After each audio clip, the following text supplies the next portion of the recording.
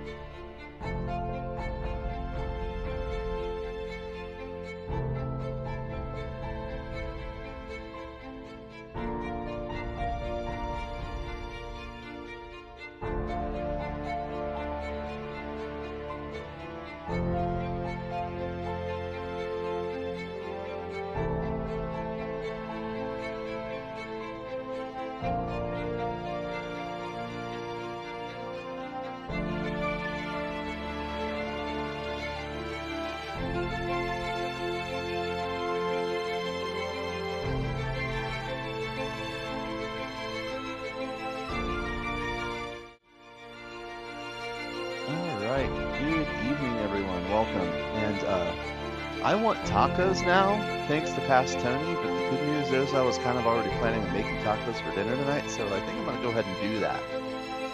But I also have a song stuck in my head. It's raining tacos. Anyway, just look it up. Thank me later. Everybody needs raining tacos stuck in their head at least once a day. With that said, let's move on to doing a little bit of campaign planning. Before I do that, I think my music's a little loud, so we're going to crank that down a little bit. Hopefully that volume's a little bit better for y'all. Sorry about that. I forgot to turn it down before pulling up my microphone. All right. So we're going to be doing a little bit of campaign planning. As you know, this series has been dedicated to the Quest for the Frozen Flame adventure path.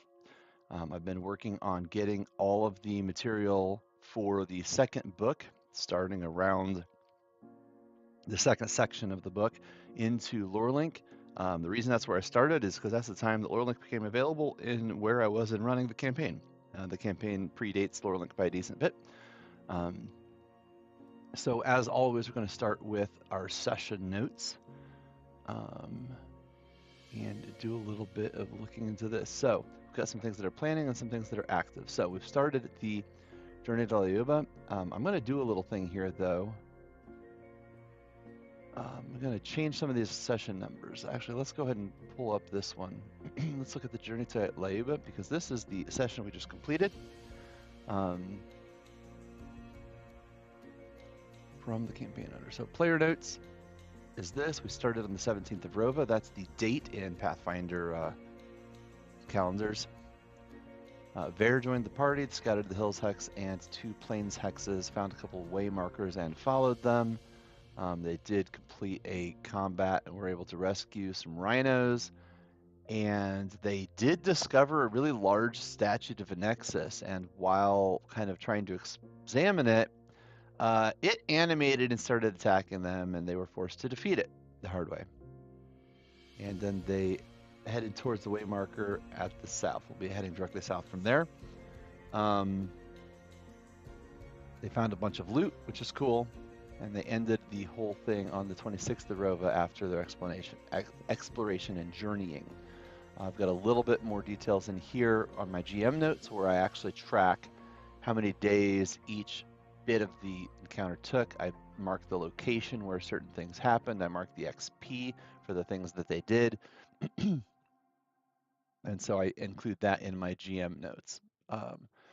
Based upon this, if I come up here a little bit farther, you'll notice that some locations are checked off because they were completed and others are not. So what we're going to do is select all the incomplete items, and with those, we're going to copy them to a brand new session. This is going to be session 25. And we're going to just call this Onward Toward Layuba. There may be several sessions of this, and that's totally fine. The date played, this is in planning. Actually, this is active because it's going to be the very next one. I'll share the existence of that. That's not a problem. The date, I should know that off the top of my head, but I do not because I don't. That's fine. So I took a little bit of a break over the holidays. Hopefully you all did too. Hopefully you all had a great holiday season. But as a result of taking a little bit of time off, not being in all of my systems, and then taking this past 4 days off to do some hiking, I now have to log into each and every system. And apparently I hadn't pulled up this calendar yet. So when am I? Oh, there we go. Cool. So we're going to do this there. So save. And now I've created that. So now I'm going to take this event and I'm going to copy it to an existing session because I just created it. Oh, I've got 2 session 25s. 1 second. Let's solve that problem. The reason is because I had pre-created a number of sessions, right? So this detours, this one, we're going to bump that session number up just a little bit. So we're going to make that session 27 because I had pre-created a bunch and I just kind of guessed how long different things were going to take, and I was wrong. Not surprising. So that's now session 27. I'll come into this one, which is the detours and reputation that I'm expecting they're going to have to do. So we're going to come in here and make that session 26. And now that's session 26. And so this is session 25 as expected. But what that means is now I can come back in here and I can do what I was going to do a second ago, which is copy this to an existing session. And now there's only one session 25. Copy. The notes can stay put.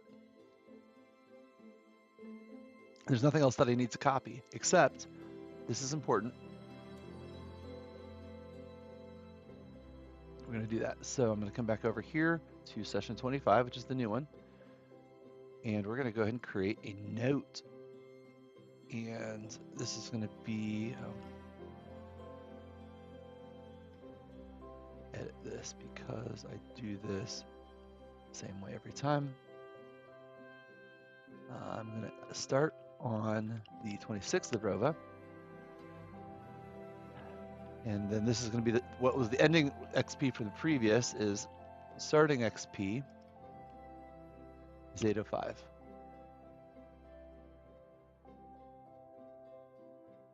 Let's just do starting 805 XP. And then I can calculate from there later on in the GM notes. That's not going to be shared with players, of course, because those are my GM notes, and we'll save that. I go ahead and create the GM notes entry here as part of my planning, since this is the very, very next one. I can also come back to this. This is the one that I just ran. It is not active anymore. It is completed. So I'm going to mark it as completed now. I'm going to go ahead and say the existence is shared. I have not invited the players into LoreLink yet, but I will probably do that really soon, and then start playing some of that stuff. All right. Wolf Mom, I might have been encouraging some additional exploration. Yeah.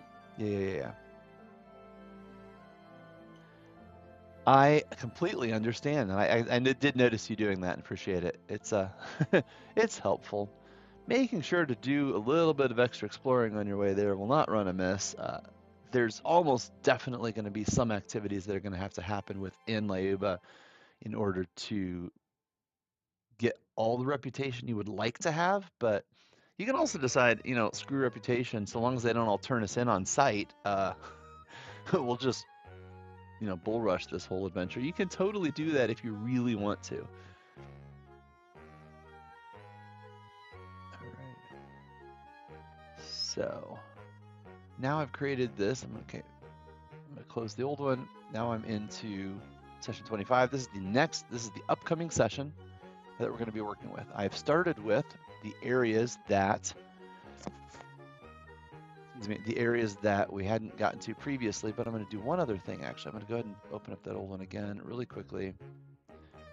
Journey to Layuba, we're going to take the current location. Where's the current location? 1 second. Pull up the map.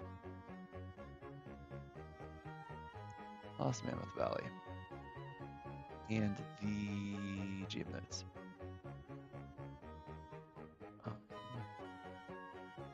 B33 heading south to B39, B40, okay? I'm going to switch to view mode here. All right, that'll allow me to pull up the full map and see it really easily. So we're heading south. Okay, they're at B33, which is a way marker. And they're going to head south to this hex with B39 and B40 in it. Okay, cool. So I want B33, B39, and B40 for sure. Let's see that I have those. So I need those in here. I didn't have them here, but B33 needs to come. So I'm going to take B33 and say I'm going to copy that to session 25 as well. Boom. Done.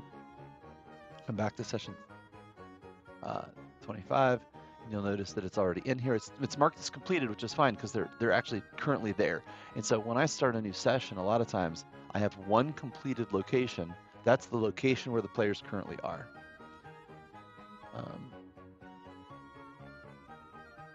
Now I know they're going to go to 39 and 40, so let's go ahead and associate an additional location. B40 and B39.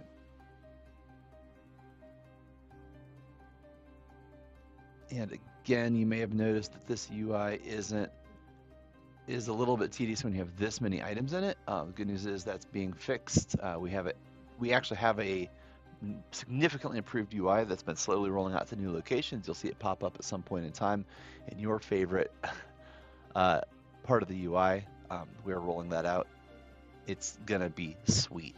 It allows you to type ahead, everything's sorted the way you want it, everything's grouped by categories. It's fantastic. So really excited about that enhancement that is coming out. Okay, so I have 39 and 40 because I know they're going to be going there. So let's take a peek at the map again. So based on where they are right now, they've gone to 33, 34, 39, 40. They're going to come down here.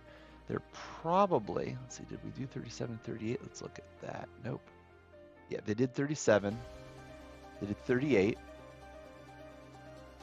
Actually, they're at 38, not 33. That's my bad. I picked the wrong one. So we're gonna actually remove this, unlink, boop. And because it's simply faster to do this, I'm gonna take the V38 way marker and still copy it to existing session. Session 25, copy. And it's done already. It's already there. That's actually the way marker they're at. They're at this one, B38. Because they finished this, they're heading down here next, and then they're probably going to go over here. So I need to make sure that 46 and 47 are in here. They're not. So let's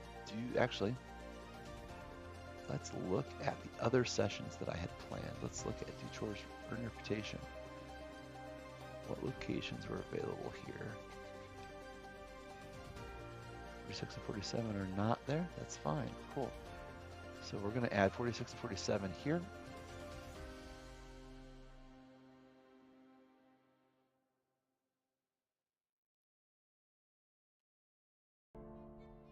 Six 47. Brass spire.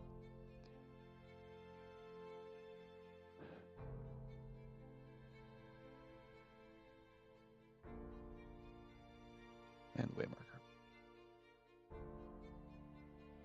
So let's peek at this again. I don't need this anymore. So I've just got my session. And so I'm using, if you see that the screen changed really quickly, what I'm doing is control tabbing through multiple tabs. So you can't see the tabs in the browser. Actually, let me really quickly show you this. Let me transition just slightly.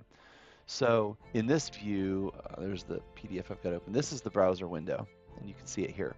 So I have these tabs across the top, and so I might have multiple tabs open. Right now, I have one tab with the map, the locations of the map, and I've got one tab with just my session, so I can go back and forth. But because LowerLink is a web app, you can use all the cool features of your browser to do window management, right? So that makes your life really easy. And because things update automatically across the application, you notice that when I did something in one of the sessions to copy to an existing session, I immediately flipped back to this session and it was in here instantly. That sort of behavior is what you can expect from LowerLink across the different areas. Man, y'all making me hungry talking about pizza, I swear. I was in the middle of eating some nuggies right before I hopped on. All right. So with that, I'm going to switch back to this other view because it's a little bit easier, but I wanted you to understand why the screen is changing quickly. It's because I'm control tabbing between different tabs. So I've got the session view here, and now I've got the map view. So I'm looking at where they're going to be going. They went through here, 33, 34. They went up to 37, 38. They're going to be coming down to 39, 40. And then I can expect they're going to go up to 46, 47. And we have those in here. From there, it's anybody's guess. They could go north, they could go south, they could go straight over.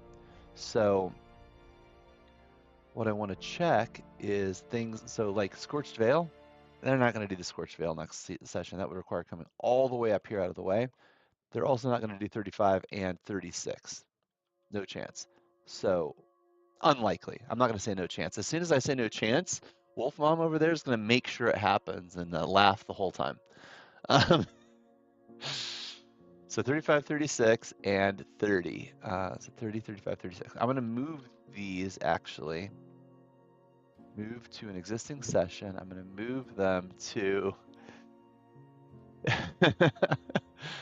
Not usually. Let's see. Move them to not... Yeah, let's move them to session 26, I think. 26 or 27. Actually, let's pull up those session names really quickly. I'm not sure what session to move this to. Yeah, let's do that to move those to do chores. Those are potentially going to be chores.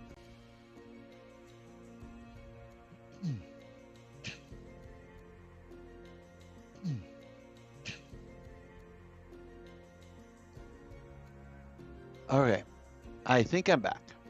Am I back?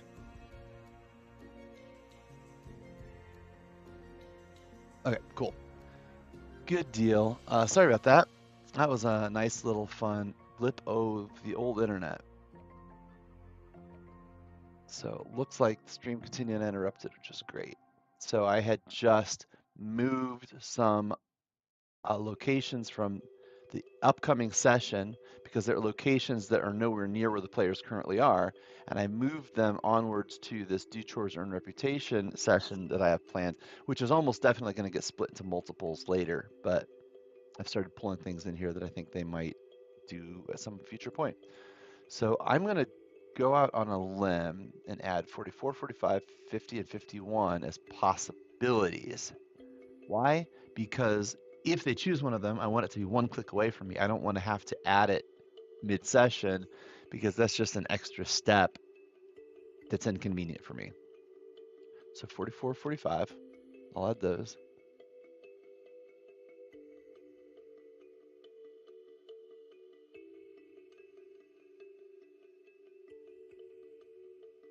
Yeah, my internet's still being a little funky.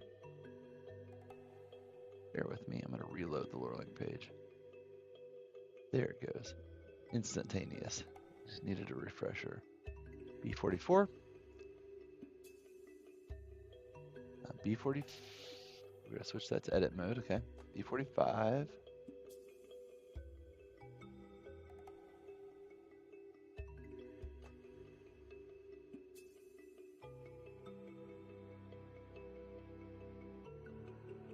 Oh, 50 was one of them, actually. Let's go ahead and add that.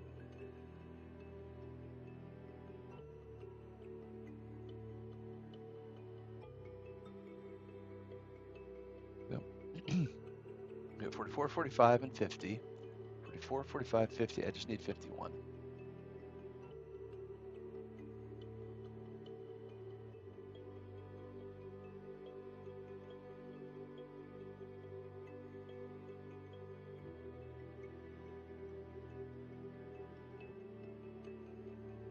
Okay, now 51, 37. What was 37? I just saw 37.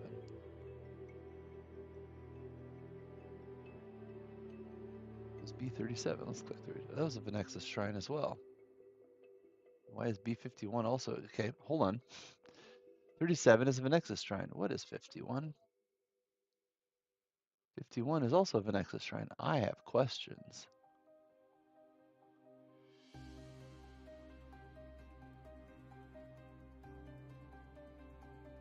Okay, they're totally different. No, they're the same. Massive ivory statue of Venexus clutching a burning lamp. Locals are forced to place offerings on a large bowl at the statue's base. The next one, also Venexus. Oh, yeah, also a shrine to Venexus. Top of a monolithic quartz arch forms a stylized depiction of Venexus with her wings spread wide. Again, with a quartz bowl containing offerings. Gee, we've seen that before.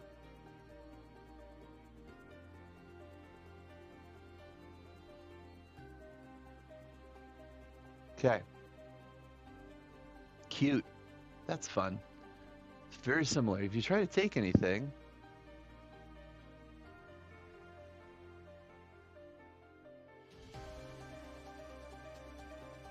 character removes an offering or leaves without making an offering, the statue attacks. Whereas here, party attempts to take any offerings from the quartz bowl, disturb the archer, harm the undead guardians before gaining sufficient support. Nearby witnesses interfere. If the characters ignore their advice, the nearby people flee and the party loses 5 reputation points. Yeah, no petty thievery unless you want everybody to hate you. Got it. Good deal. Okay. I had not noticed that there were 2 different Venexus shrines, so cool. So it's really easy, and this is one of the problems that I have with the way a lot of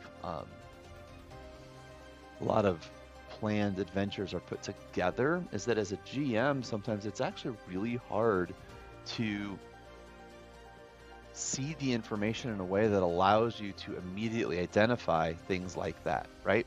So for example, what I'm going to do now is B37, B35. I'm actually going to open that back up. B51. I'm going to, because that's a Venexus shrine. I know B37 is also a Venexus shrine. I'm going to come in here and I'm going to associate them. Associate existing location. And we're going to go to B37 and we're going to pop that over here as well.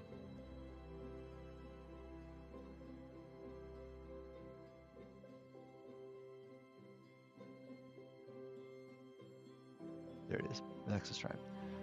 Now, the two shrines are connected with each other. That's all it took. And now I can click from one to the other immediately, right? And I can now relate these two things, which are very similar types of constructions, right? But in the book, it's many pages separated in the PDF in a way that doesn't lend itself, and because it may be 2-3 sessions in between these two locations, I may not really remember it until they encounter the second one. That'll be the first moment I've realized that there are two shrines. They're very different. They have different repercussions. They have different things happening.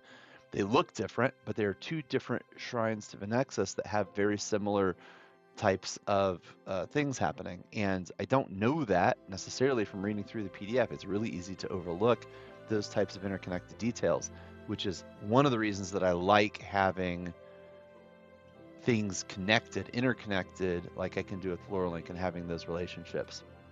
It makes it a lot easier for me, the way I think about things, to see how items are related to one another. So with this done, I'm going to just leave that as good enough in terms of location planning. C potentially, let's take a quick look at the C locations. Lost Man Valley, Well, there we go. Layuba is C. The child locations are here. I need to actually attach the map in here.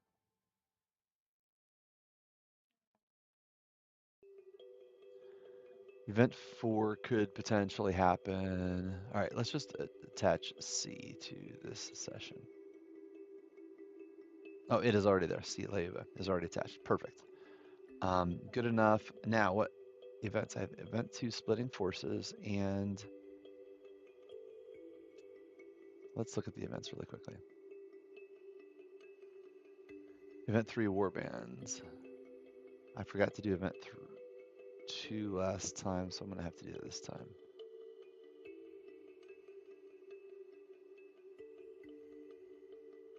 Rova. Yeah, that needs to happen as well.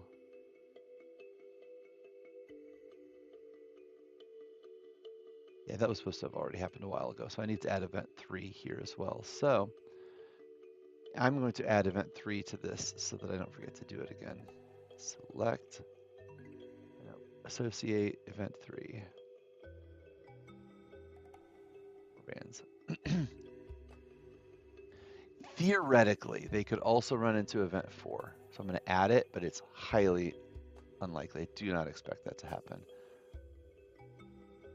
But event 4 is approaching Layuba. And these are just kind of storyline types of events that are going to happen at specified points, which is one of the reasons that you need lots of different ways of kind of looking at how information flows within Link. I find that really helpful. I do have a timeline. It's not perfect, but the timeline, like this timeline, is humongous, and it's showing the different months and things that are occurring at these different points in time. We can zoom in a little bit, and that's helpful, but we're working on improving this UI just because there's so many different things that are in here. So we've got events, exploring the mountain, exploring around the mountain. We've got sessions in here. We've got month names. So we have Erastus, we have Erodus, we have Burn the Tower, we have Rova, we have individual pinpoint items as well. So planning to enter Layuba during Rova. I think it'll probably still happen, although we may miss it just a little bit. So we do, because of that, we actually have this calendar right here, which is kind of cool. The problem is that I don't currently have it sorted by intervals super well, but I can also, you've got these sessions in here, so some of these sessions show up in here as intervals. And I could add actually session 24. So session 24, which we just did. Session 24, Journey to Layuba. Let's go ahead and add that. Interval.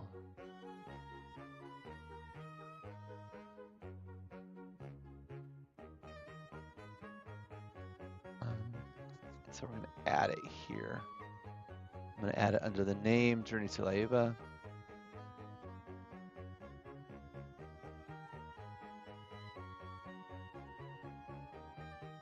New interval. And it is going to be based upon my campaign notes here, 17th of Rova, 26th of Rova. Oh, right. That's the thing I need to do. So 17th of Rova. So let's look at Rova. Rova is 124. So that's the first. 124, right, is 1. So plus 17 minus 1 is 140. I'm going to go ahead and create this now.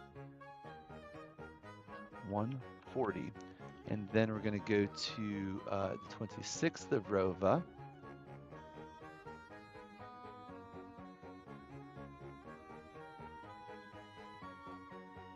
So that is adding, what, 9 days? We'll add 9, so it would be 149. So we're getting towards the very end of Rova already. So time is passing us by just a little bit. We're going to go ahead and actually attach that to session 24.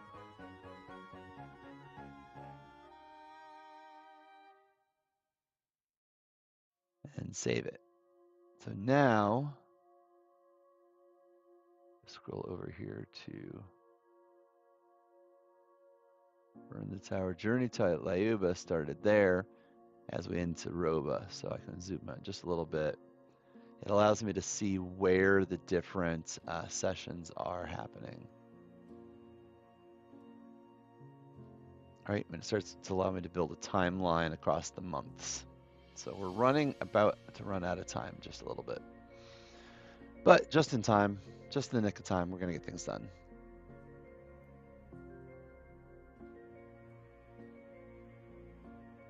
Okay, cool.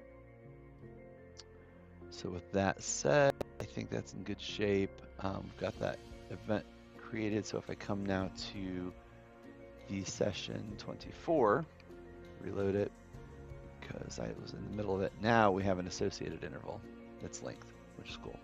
Journey to Layuba.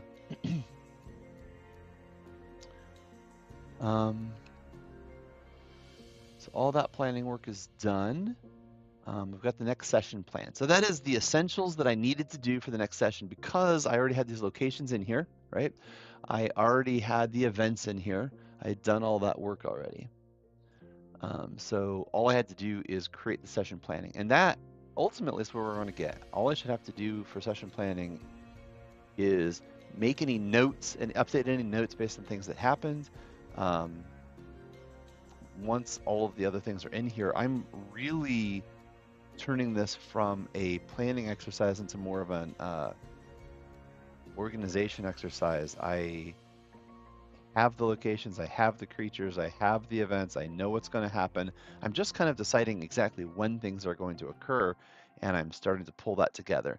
Again, that's the experience with this because this is a pre-written Pathfinder adventure. That's kind of how the planning works in Lorelink once I've gotten things created. A lot of the earlier videos, if you go back and look at some of the previous planning sessions for this campaign, a lot of them were just me creating all these locations, creating all the events, creating the boilerplate pieces that we're going to pull into sessions over time. Let's see here. So the next thing I want to look at, I already have these locations. I want to dig into locations just a little bit. Let's look at Layuba. Actually, I like this a little bit better. We're going to scroll here. Okay, Layuba. There we go. All the children of Layuba. We have 10. I'm going to double check that against the locations in Layuba, and sure enough, there's more than that. So let me switch screens right quick. I want you to see here Location C Layuba. Here's all the child locations, and what you'll see over here is locations Layuba. We have C6, 9, 11, 12, 13, 14, so I have a lot more than 10. So let's go ahead and create the last few. I'm going to enter edit mode, create a child location. This is going to be C11, the prisoner pits. Actually, hold that thought just a second. I may be wrong. That's right. Let's look at this because I think I put them all in Ashen Swale's compound. Yes, that is in fact what I did. I did actually create all of them. So 11, 12 through 16, as we can see on this map, which I really need to screenshot this map and like dump it into Lorelink so it's available to me.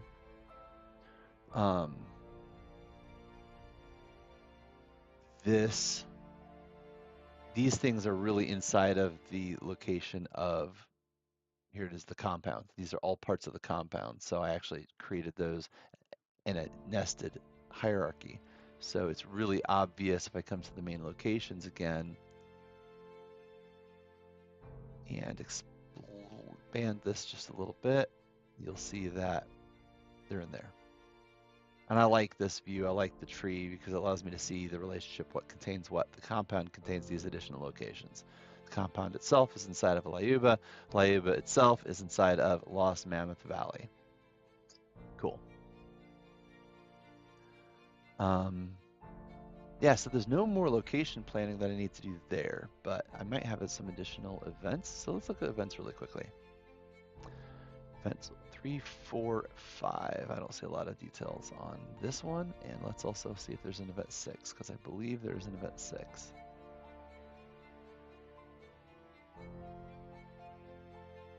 Oh, I need to update the current time marker. I did this and I forgot to. Interesting timeline.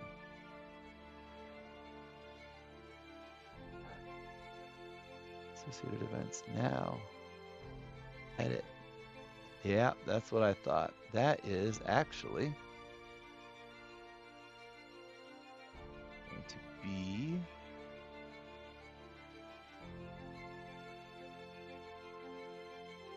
based upon these sessions. So session 24.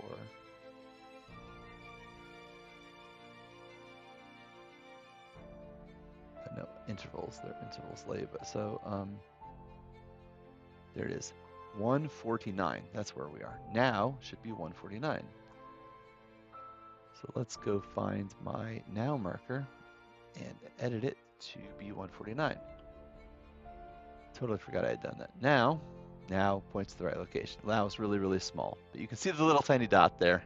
That is now. That is my marker for where we are within the timeline of the campaign. Makes perfect sense. Event 5 doesn't have any details in it. So we're going to come out here, page 49. Event 5 is on page 49. There it is. Welcoming party.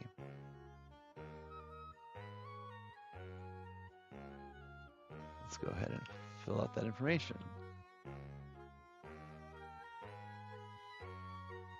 Yeah, I know that. Clean up some of this, the compound.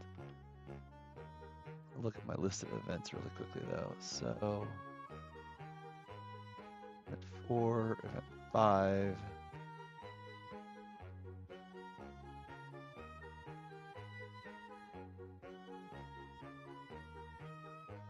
When the party enters Layuba.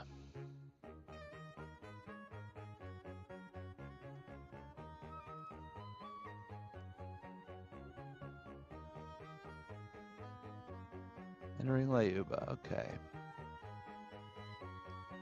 Hearth upon entering. Hearth for the first time. This needs to be associated with location C. So we're going to add a trigger. Oh, Hearth, but I also need to add it with C, just location C, literally. But there it is, C location Layuba, boom. So this is the UI that I'm super stoked about. Makes it so easy to find and add things together. can't wait for that to be everywhere, but it's wonderful. So there's the welcoming party. I need to add more detail here. So it's only the first part. It's creatures.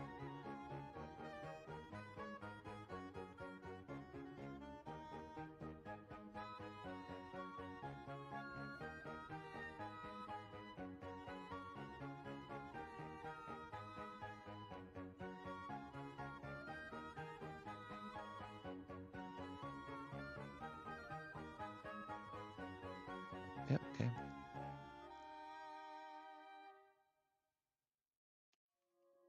We need to give this I'm going to save this really quickly. I'm going to come up here and add a reputation flag because this can impact reputation. This is book 2. Bone Warriors, I don't need.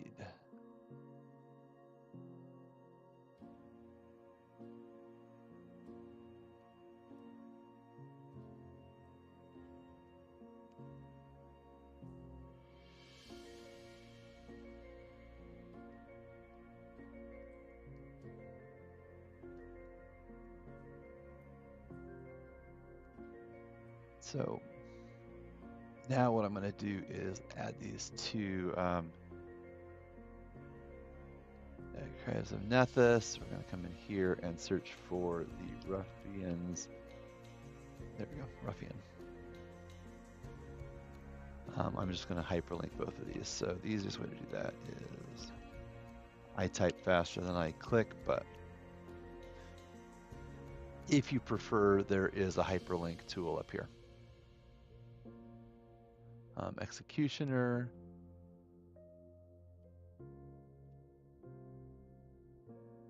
Is a creature. We're going to hyperlink that. And the Bone Warrior. We use Archives of Nethys for Pathfinder. It's just a great way to pull up the resources you need. You can integrate with it like this. You can actually search the Archives of Nethys index right here inside of Lorelink if you want to.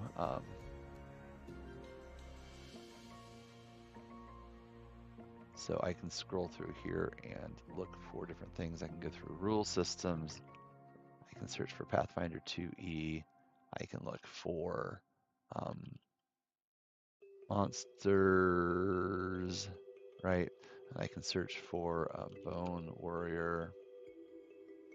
But Bone Warrior, I think, is new enough that it's not actually in the index. We need to update the index, so I'm going to make a note of that.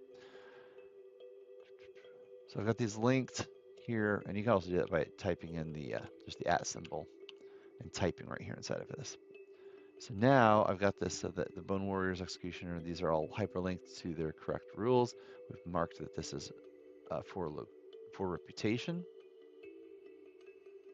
So that's the welcoming party. Next, we have event 6. So let's go ahead and create another event 6. I don't think I have that stubbed out even in here. So cool, event 6. Let's create it.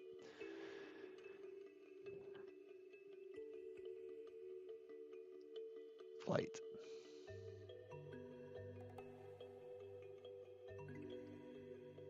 And we will.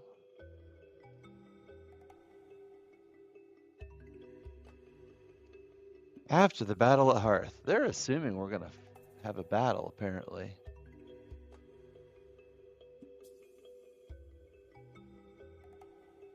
Good, exciting times.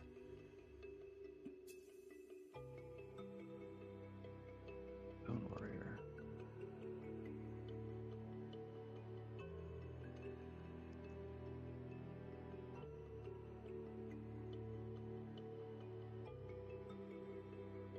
Yeesh.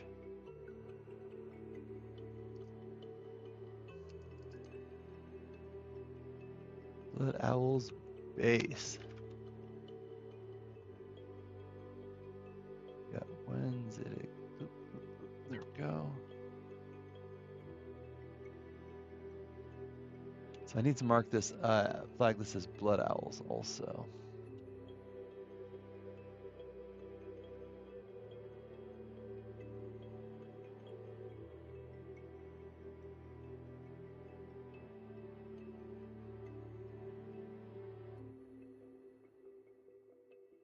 Characters first arrive. Onak. Yes.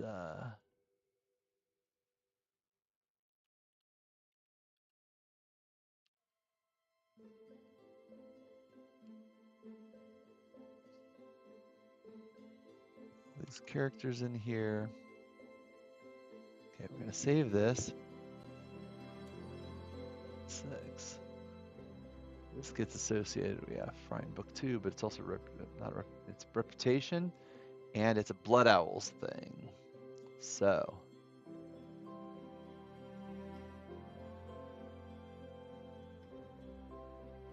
that's good. So after they fight, there's this. So this is actually associated with event 5 and with the location. So B47.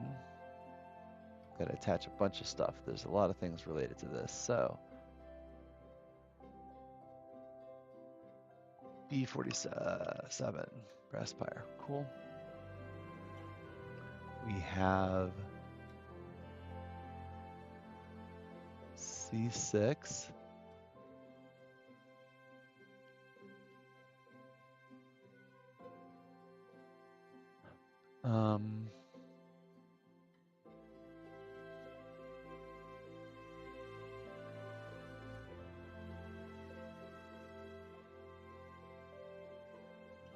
There's also the welcoming party, which is also C3. So I need to add C3 because it would be potentially triggered from there. Also, I need to add event 5 as a potential trigger. Welcoming party itself can yield this result theoretically. So now we have all of these things changed together. Now if I switch to view mode really quickly, what we have is this event. We have details of the event. We have the names of these people. And now I have all these associated triggers where I can get here. And so it's important because if we go to Hearth, for example, Hearth now has a couple different events that can occur here, right? So that lets me know if they hit this location, what are some things that I can expect to happen.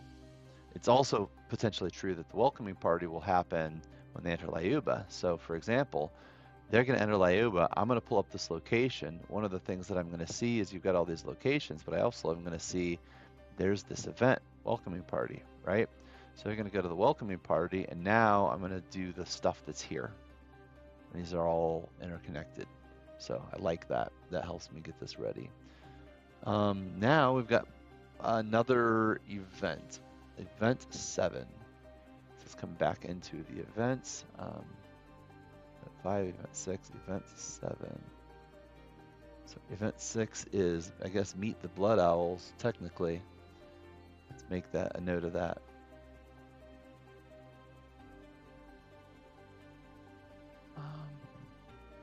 Yeah, we'll switch back to edit mode. There we go.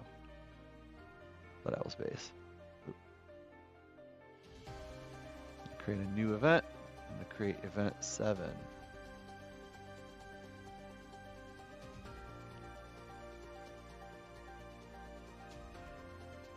The Blood Owls. Okay.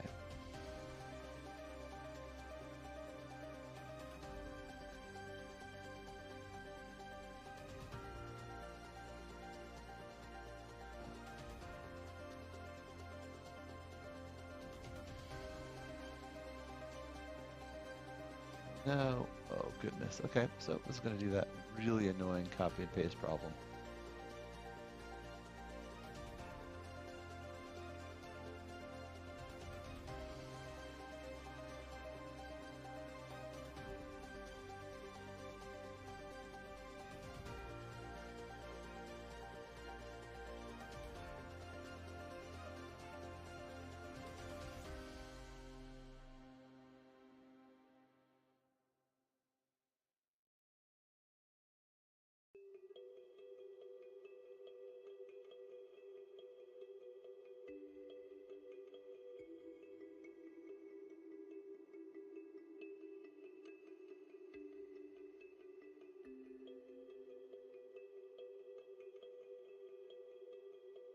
All right, we've got in. Let's see if I got this copied correctly. it in their visions. I'm gonna save this and come in here. Maybe a little bit easier. In time, okay, we've foreseen in their vision. They insist the party will gain the support of the as of yet insignificant people with their deeds. Blood owls and the party can claim Yukui. See below. During the meeting, okay, deeds. Blood owls might need to bold a few things here. Okay. Blood owls might detail the following deeds to the party. Accomplishing a deed earns the party 1 reputation point.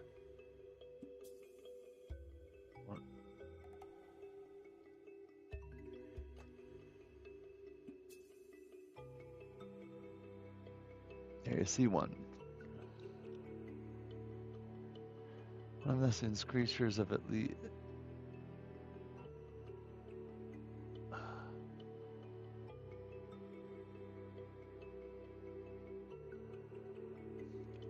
Well, just do this. Nursing, get back to health.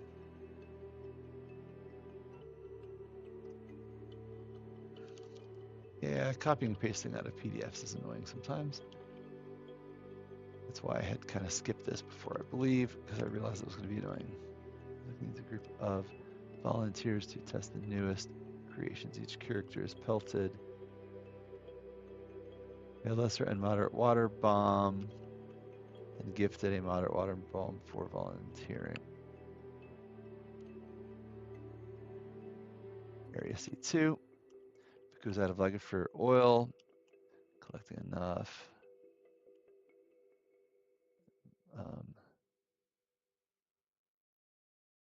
Go from the Lagafers. And Area C1 requires the Sunny's permission to resume their gratitude. It was these 21%. Diplomacy check or bribe worth.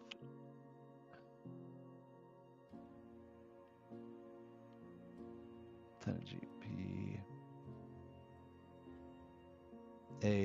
Not an offering to Nexus. A successful DC-22 check. 3 hours of work.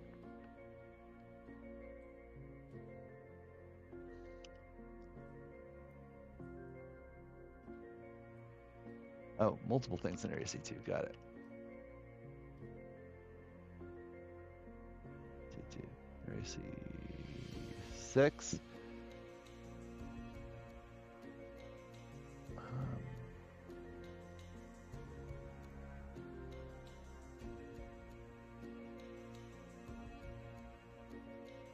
Area C6. Village. I'm going to resize this just a little bit. Move that over. Now I can see it. Area C6. Many villagers come to the observatory for comfort and advice, guidance. Military diplomacy chat. Area C7.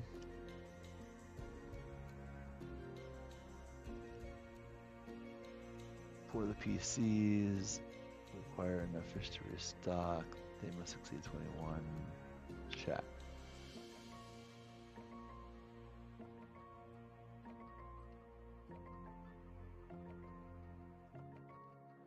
And now we have to come over here and start over.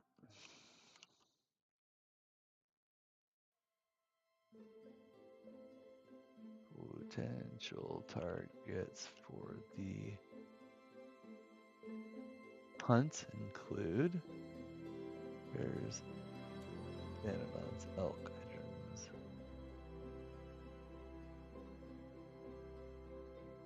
Xenodons, wolves, or other creature of your choice.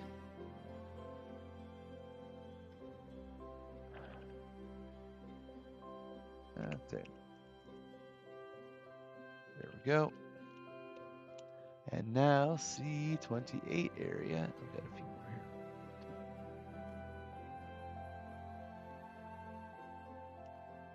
C28. Biku's little brother, Loho, got lost.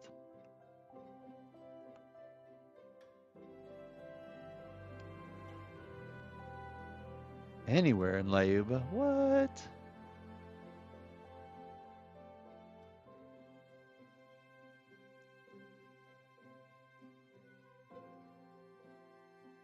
Anywhere in Layuba. Couple is missing. Looking into the swamp.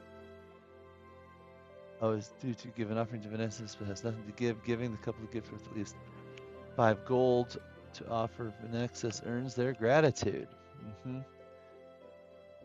Anywhere in Layuba.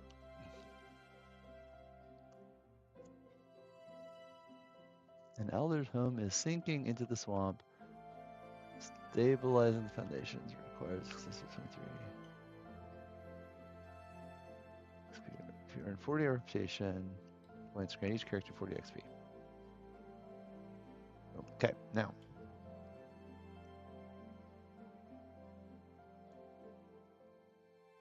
Save that. So there's a few things that I want to do now. I want to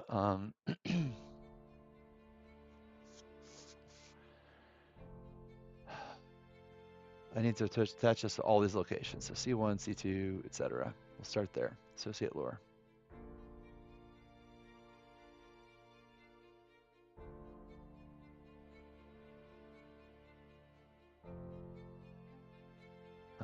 That's existing. Nope, that's not what I want. I need triggers. Triggers. There we go. C1.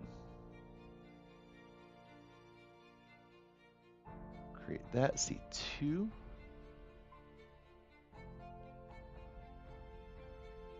We got C6. We got C7.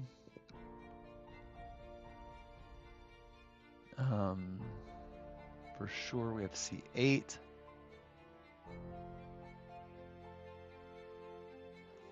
Let's take a peek actually back at the locations really quickly.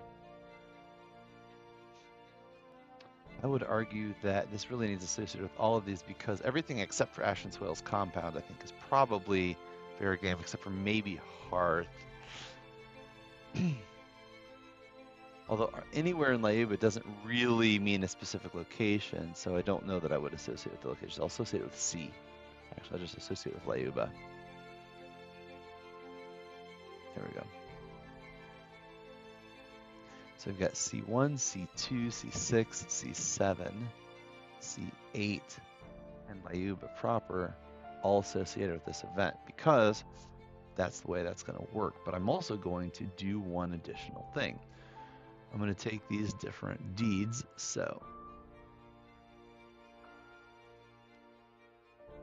and I'm going to update them in here. So I'm going to actually add this to the description of the location.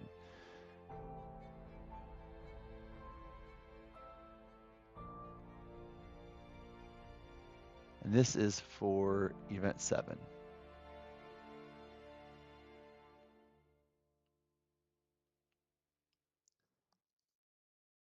Okay, and we're going to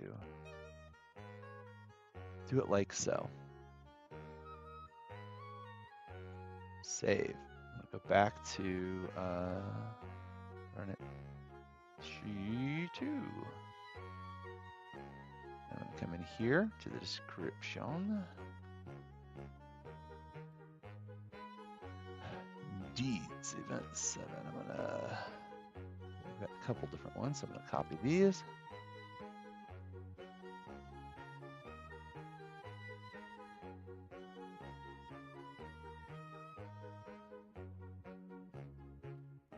We've got a list.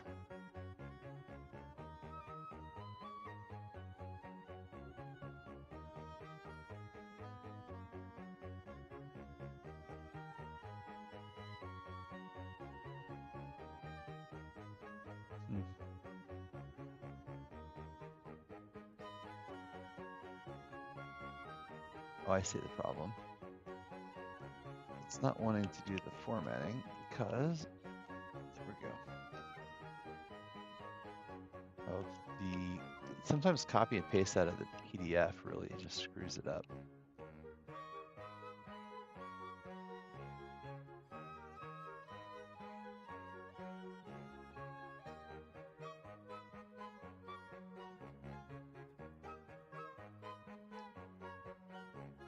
right, whatever. I'm going to cheat by just typing in the markdown codes myself, and it solves the problem. Here's the events is pelted by, oh, I see. Oh, look, that one worked.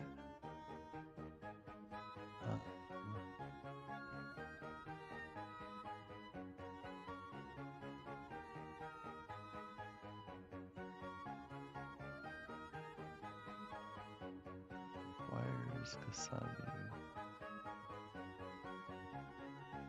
Nasanu. Boop.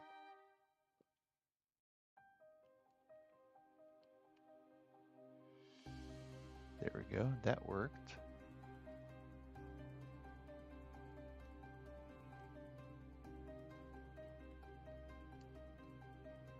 There it goes. Yeah, so some of the hard line breaks that exist inside of PDFs sometimes really are unhappy in here. So that seems to fix that problem. There's the deeds, they're in there. So what I'm going to do is add these deeds as they can occur to each of the locations where they can occur so that I can see them there. But I'm also keeping them linked here, used by Event 7 Blood Owls, right? So that I can find more detail.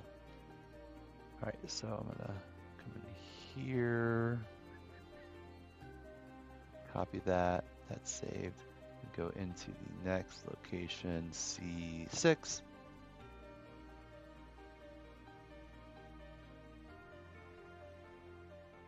Observatory.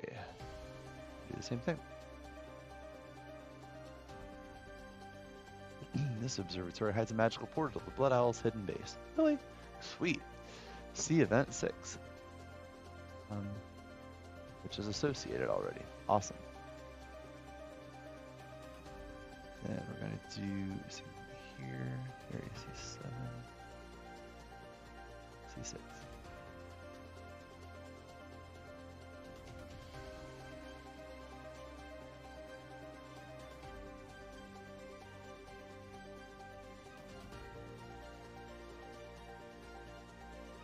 Go.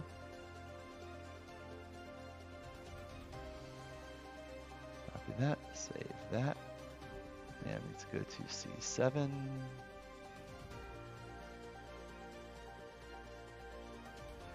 Creating post, I'll do the same thing. Almost done with these.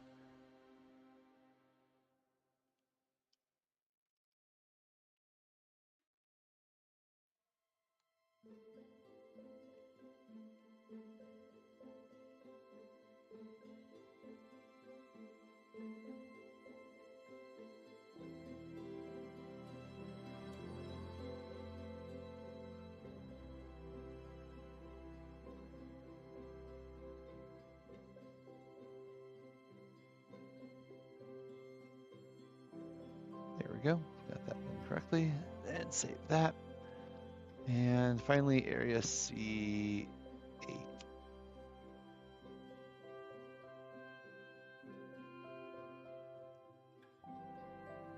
Smithy also has a deed that can be done here, so we're going to mark that here.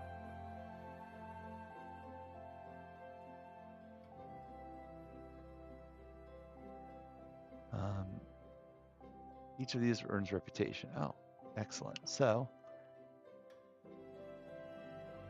this needs to be marked as reputation. It needs to be marked as Blood Owls. It needs to be marked as book 2. Okay.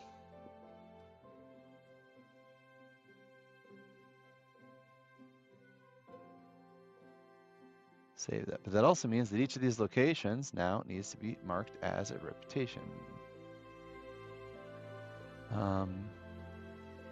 So I should be able to get to them all from here, now that I think about it. Would have been a little bit easier. 7, 6. So each of these can actually be a reputation earner.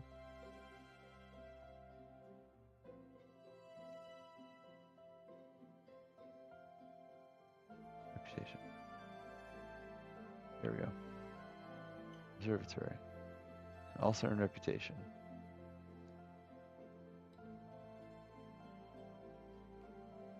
Logopher pen can also earn reputation now. Lyuba can also now earn reputation. Let's add it here first.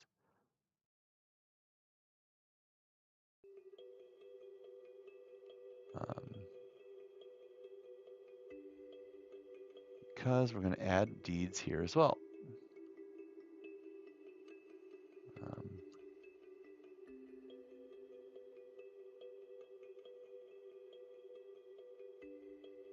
There we go. Deeds.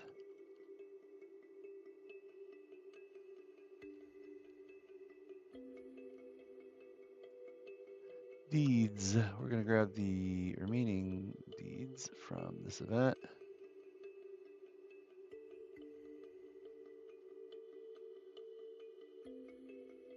Here we go. Anywhere in Lyuba. We're going to grab all of these. Not what I meant to do. There.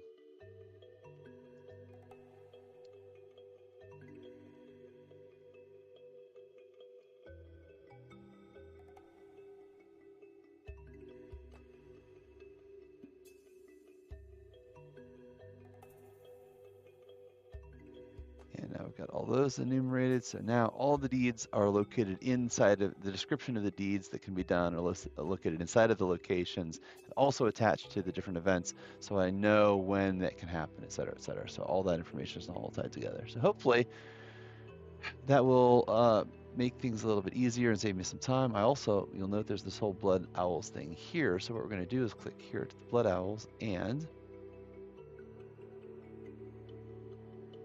cool, there's a description, but this is all missing. So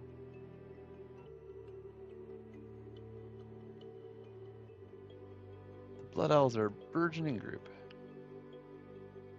A rebel group that planned to overthrow Ashen Swale and escape Lost Mammoth Valley.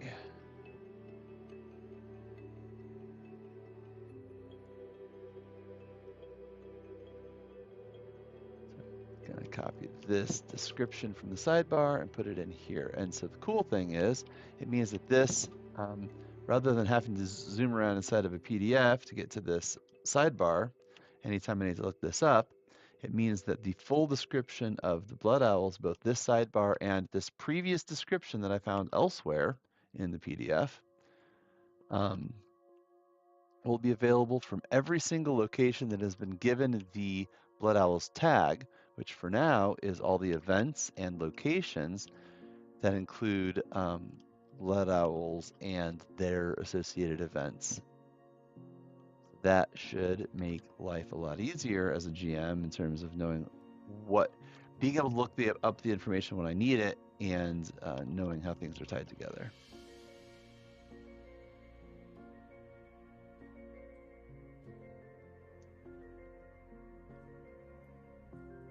Almost done. The incredible life of the GM. Copying and pasting text out of PDFs. It's so amazing. Really living the dream over here. All right, got that done. Blood Owls, got that through.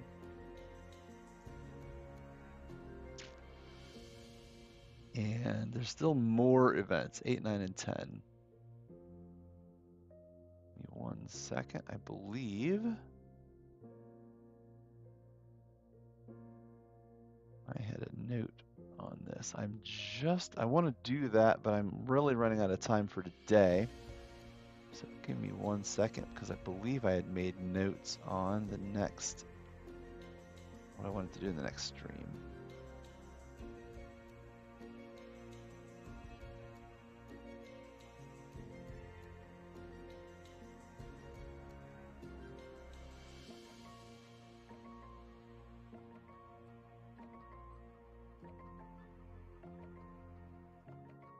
Do events, make a note of this for the next stream that we do. We need to move events 8, 9, and 10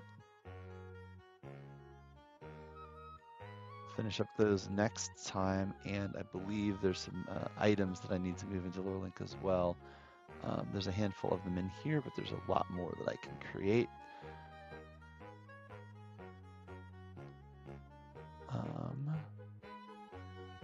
Thought I had another note, but that looks pretty good in terms of the things that I wanted to get through. Give me 1 second. I think there it is. I accidentally closed my notes. All right. So let me switch right quick. Kind of review a couple things really quickly. So for the events, we've made it all the way through event 7. There are a total of 10 different events outlined in the book leading up to the big showdown. I've gone through a number of the locations here. So inside of Lost Mammoth Valley, we have finished detailing out Lyuba and all the locations, including Ashen Soil's compound. We've also done some work in the Glacial Palace, although the Glacial Palace has a number of other locations that need to be figured out. So location D1 through D6 still needs to be done. So that will happen in a future session. I've got just a little bit of time still. I'll make a note though, D1 to D6, we'll do that in a future session.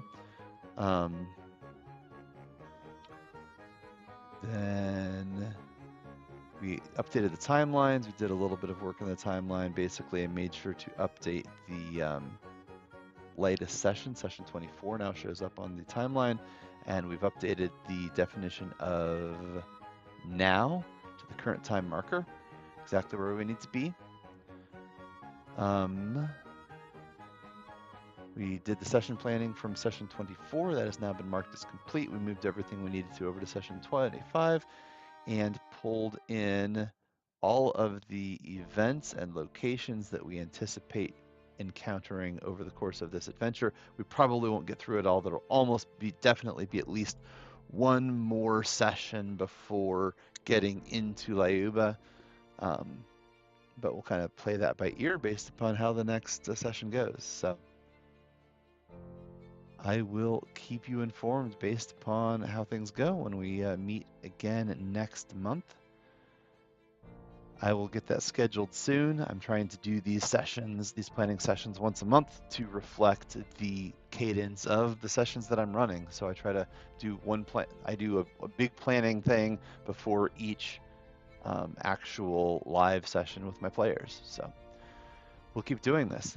Thank you all for being here tonight. Again, I would encourage you, if you are liking Lurelink, if you like the look of it, the way you can get your information here, do your planning, definitely give us a check out, look at the website, see what systems that you can pull into Lurelink. In fact, if I pull up Lurelink, one of the great areas here is our examples page. It kind of showcases some of the different systems that work with Lurelink that we have as a team put even some short adventures in and played around. In many cases, we've even run campaigns or one-shot adventures. A lot of those have been streamed.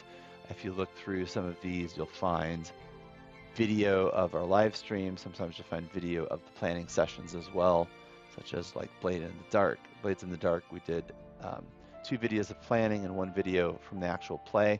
So you'll see a lot of great information about the different systems that are available. You can also just go straight to login, and if you don't have an account yet, it'll prompt you to create one. It's totally free. You can get started at the free tier of Lurelink and see what it's all about for yourself. So I encourage you to do that. I believe we have a stream again tomorrow, being Tuesday.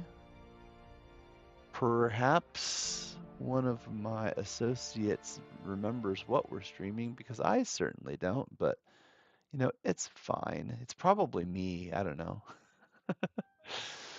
Anyway, somebody's streaming tomorrow. It'll be 5 p.m. Eastern. We'll get it done. It'll be a good time. It's either going to be me or Mark. I don't remember the holiday schedule, so we will see you all tomorrow. And hope you have a good evening. Thanks for joining us. Happy New Year. And we'll see you another evening. You all take care.